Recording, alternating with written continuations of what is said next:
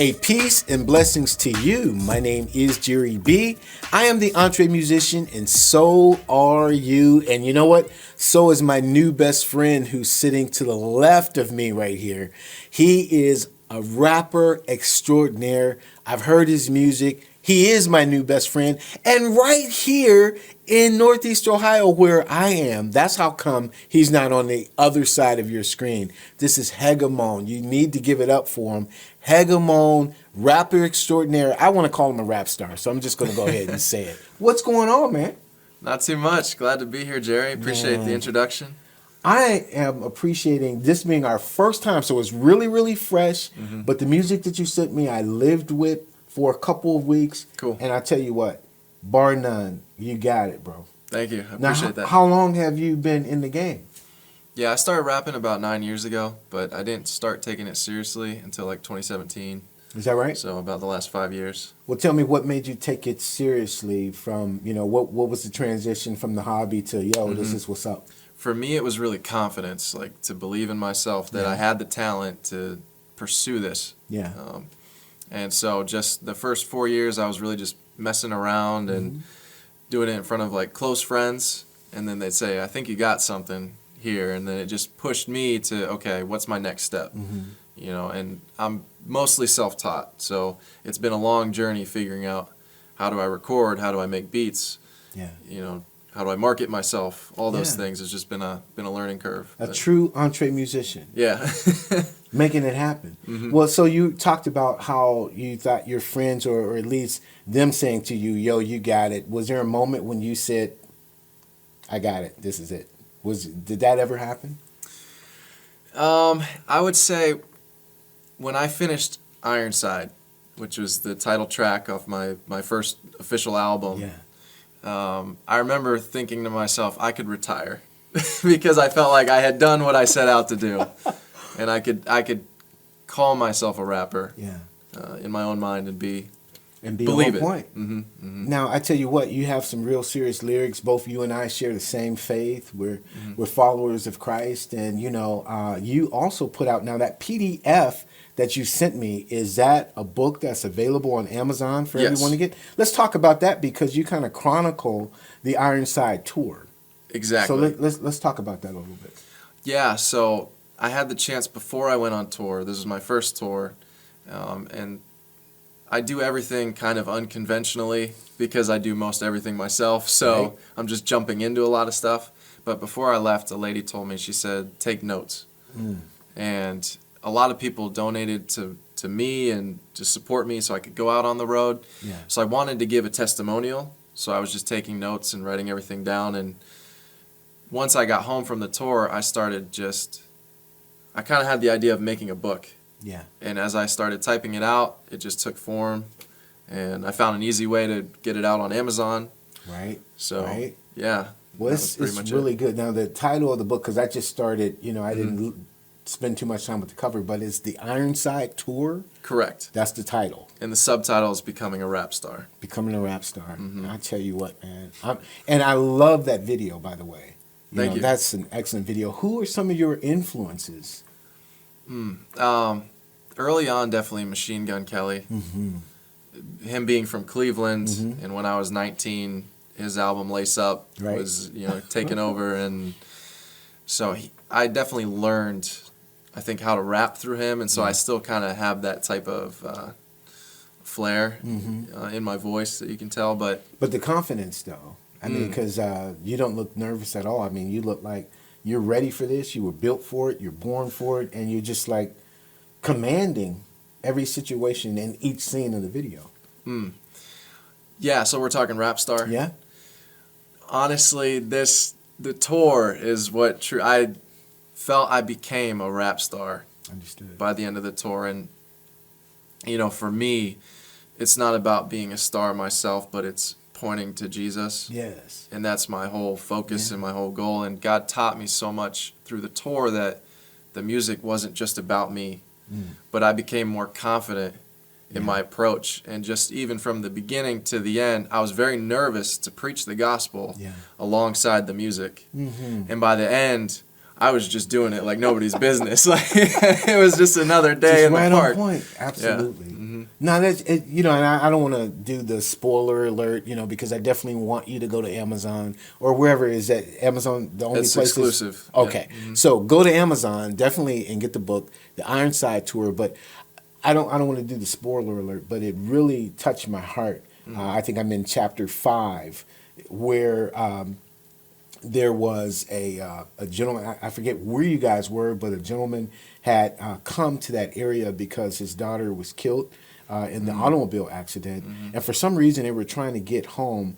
And you are, and spoiler alert, just a little bit, but you are like showering at the Planet Fitness, trying to get to the next city. But you gave the brother $30. Praise God, man. I'm like, yo, I gotta meet this dude. You know what I mean? Right. But you allow Holy Spirit to really lead you, and I'm just seeing that. Like, you didn't know what was next. You were being totally led. Yeah. Like, there was no plan. It's like, okay, we'll wait. It's almost like waiting the cloud in the Old Testament. We'll wait. When the cloud moves, we'll move. Mm-hmm. That's kind of the sense that I got. Yeah, this whole experience has taught me and expanded my knowledge on what it means to live by faith. Because in the Bible it says the righteous shall live by faith. Yes, live by sir. faith, not by sight. That's right. And I know writing the lyrics to my song Ironside, I talk about getting out of the boat. And I pose the question, will I walk though? Will I walk on water? And this tour was my experience of having that level of faith to take God at his word and just go. My goodness. And yeah. That's fantastic. Matt, you're my new best friend, so I guess I can ask your age, right? I'm 28. 28. That's very, very cool. And so just 9 years you've been doing this? Correct. What's the future hold for you? I'm currently working on a second album, and I've been toying the idea of doing another tour similar to my first one. Is that right? But my goal is to keep pressing forward, moving in faith, and trusting God to take it where he wants to. What do you think some of the greatest challenges, it could have been the tour, it could have been the production of the album, it could be with just maybe people in the Christian community who do not understand exactly where you're going. Was there a particular challenge that you feel you have overcome or you were facing and looked insurmountable? Yeah. I think one of the hardest things for me is finding my place because I'm an outspoken Christian, but I don't necessarily know I fit the church perfectly. Understood. And I don't necessarily fit the world that well either. Understood. So kind of finding where my place is, but I think I have overcome that to an extent because I've become confident in what I'm doing and trusting to stay in my lane, and God will take me where I need to go. And you just being you. Being myself. Let's talk about your name, because I think the name that you are rolling with is of Greek origin. And so tell us why Hegemon. Yeah. So when I was 21, a little over 7 years ago, I gave my life to Christ. I had a moment where I just saw the guy I'd become in the mirror, and I was disappointed in myself. I prayed, God, take me, use me. I think you made me to be a leader, so if you can use that, but I said, I'm 100% yours, whatever you want me to do, I'm going to do. And shortly after that time, I came across this title called Hegemon, and it was a title that Alexander the Great took when he was 20 years old, came to power after his father. And I remember reading that term, and I started studying it. The first time I read it, I said, that's my name. And I couldn't explain it. I didn't know why I thought this is my name. Some ancient, I'm not even Greek, so but I could not get it out of my head. And after studying it, I just felt this strong desire to get it tattooed on my back. And I come from a conservative Christian family, so I went to my dad about it, even though I was 21 at the time. I asked for his blessing, and he gave it to me. So I got this tattooed on my back. I knew it meant leader, and I identify with Alexander a lot because I'm someone who likes to just jump in and go for things, and believes in destiny. That's right. So the crazy cool thing behind that is when I was in high school, I had a nickname. They called me the governor. And it was just some random guy called me that because I was dressed up nice one day and my friends just ran with it. So a year after I get this tattoo, I type in the ancient Greek into Logos, the Bible study software. Right. I type in Hegemon just to see what does it mean, and it literally translates to governor in the Bible. That's excellent. So for me, my music is about being myself, being true to who I am, and for my name, I believe that is who I am. It's amazing that, there's a little bit of irony there with the name, and you, before I asked that question, saying, I'm still trying to find my place. But knowing your place as a leader, and you really don't fit. As a leader, you really cannot fit into the mode of where people want you to be because you are a leader. You lead. You know what I mean? And sometimes you lead into some places that may not necessarily be safe. It may, lead into some dangerous situations, but because you're a governor and not a manager, you know what I mean? You go for it. And so that's really cool, man. That's amazing how that came out. Yeah. Now tell me about you. I think you describe your songs as slices of your life. So how is it that, you come about a lyric or come about a situation that you're going through and go, hey, yo, I'm going to rap about that? Or is it, how does that come about? Yeah, so I like writing to a beat. So a lot of people who do like my music say the thing they pick up on is my flow. And I think that's just because that's my creative process. Yeah. So usually what happens is, I don't know if you've listened much to Kanye West speak. He's got a rhythm. Pattern. He tries to get into a flow of consciousness, is what he talks about. And so for me, the writing is the same way. It's when I kind of unleash what's inside my head onto a piece of paper. Gotcha. And so it's just all about. But the experiences though. So you're talking about the construction of the way the song is built. But when you say, well, this is a piece of my life, I mean, where are you pulling from? Are you always pulling from a situation that you either had to overcome, or is it just like, yo, this is a great day and the sun is shining, I just feel great? I mean, what are those influences that are just dropped into your spirit? It's like, yo, I'm going to write about that. My biggest influence is my life experience. And so because I've had a struggle to getting to this point in my music career, it's honestly been a blessing because it's given me material to write about. And the tough things I've gone through in my life have turned into the best part of my music, I think. Yeah. But I can pull from, life experience, but I also sometimes, if I want to go into topics, so one of the topics I like to cover is the demonic. Because I feel like in the Christian community, it's often swept under the rug and not talked about. That's right. Even though so many people are dealing with it. You're right. So, either through possession or oppression. So I've done deep studies in preparation for some of those songs. But then I think the other part of my music is I did a spiritual gifts test, and my number one is prophecy. So a lot of times I'm speaking about the vision I have for what I'm trying to do in the future. And I love looking back at my music because I can see where I was and where God took me. And it's crazy, especially with the song Rap Star. I said from the Midwest to the East Coast, I had no plan of actually going and stepping on the East Coast, being on Myrtle Beach, South Carolina, but it came to pass that way. It didn't happen when you wrote the lyric, so it hadn't happened yet. No, it hadn't happened yet. That's cool. Yeah.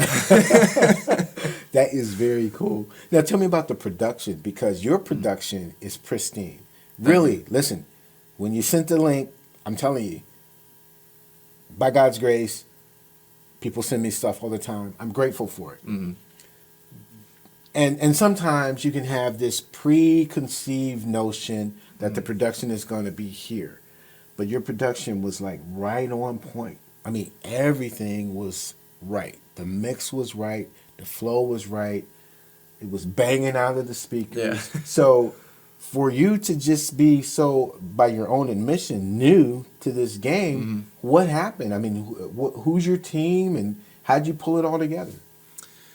Yeah, so I was teaching myself all this stuff. So I'd record vocals at home. I was producing my own beats and trying to mix and master.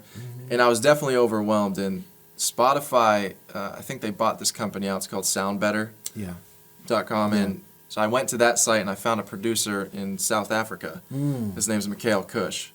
And he's my main guy. Wow. He produced the beat for Ironside. He produced the beat for Rapstar. And then he also mixed and mastered those tracks. Yeah. Yeah, well, Yeah. he did his thing. Yeah, he did. It sounds very, very good.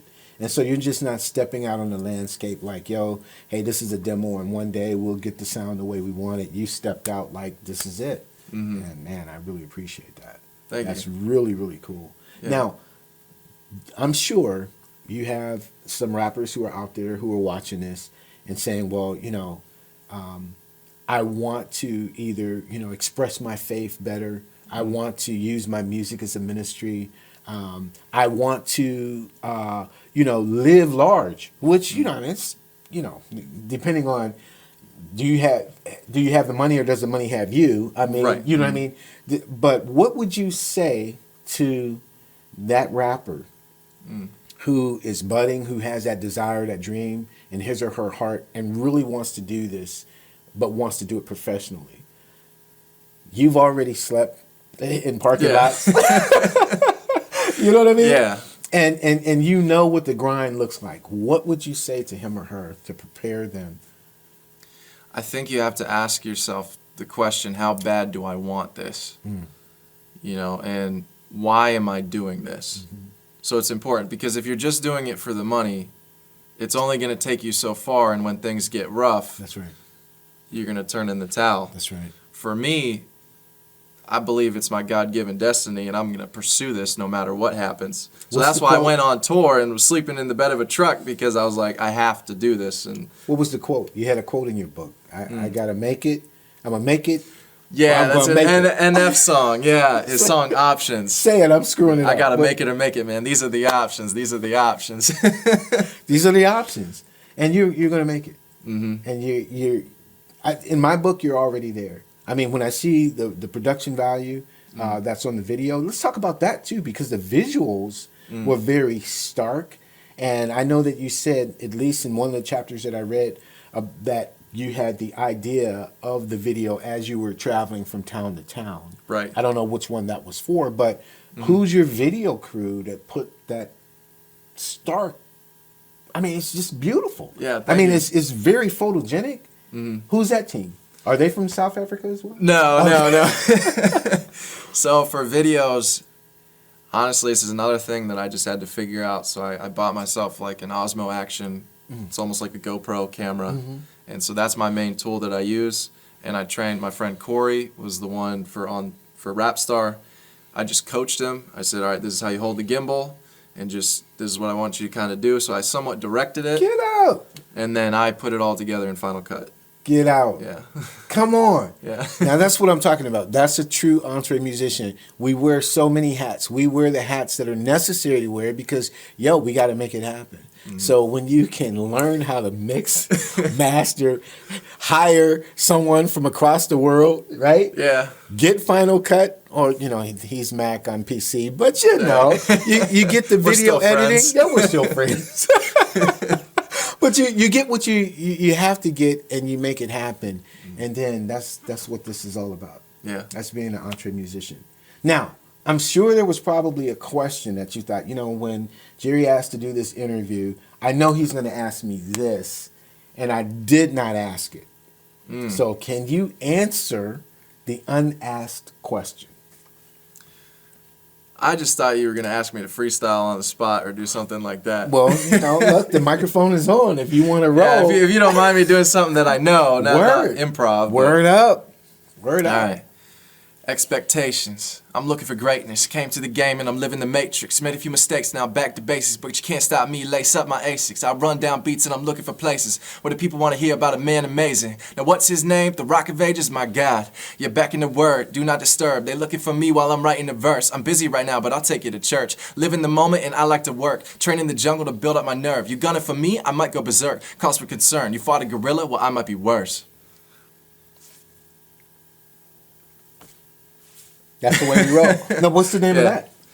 So hopefully that's going to be on a feature for one of the guys at my church, he came across this track, and it samples one of the songs from the movie for Muhammad Ali. Oh, wow. So that's why I kind of get a little taste of a fighter in there. What does your family think as you've traversed America? Yeah, my mom was scared. Definitely praying for me a lot. Yeah. But any brothers or sisters? yeah, so I have 4 sisters, actually. Older or younger? 2 older, 2 younger. Gotcha. You're in right the there in the middle? Yeah. Wow. Yeah. A lot of support from home? Yeah, my family, my dad especially, has been my biggest supporter. Without him, I couldn't have done any of this. You spoke on him early in the book. Could you share that? I mean, I know we want you to buy the book, but Yeah. you just share Yeah. that moment. It was cool. I was in a graduate course at Malone University, and the course lined up perfectly with my idea of going on tour and making merch and doing all these things. And I knew I had to take the step of faith, go all in, like Mike Lindell from the CEO of My Pillow. Exactly.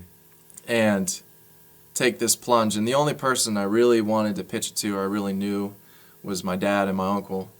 And I took it to them, and just to receive their blessing was huge for me. I mean, he funded half the album. You know, they got me a truck. My car was not reliable. It wouldn't have gotten me across the country. You know, just he provided me such an opportunity to pursue my dreams. That's beautiful. Yeah. Mm-hmm. That's beautiful.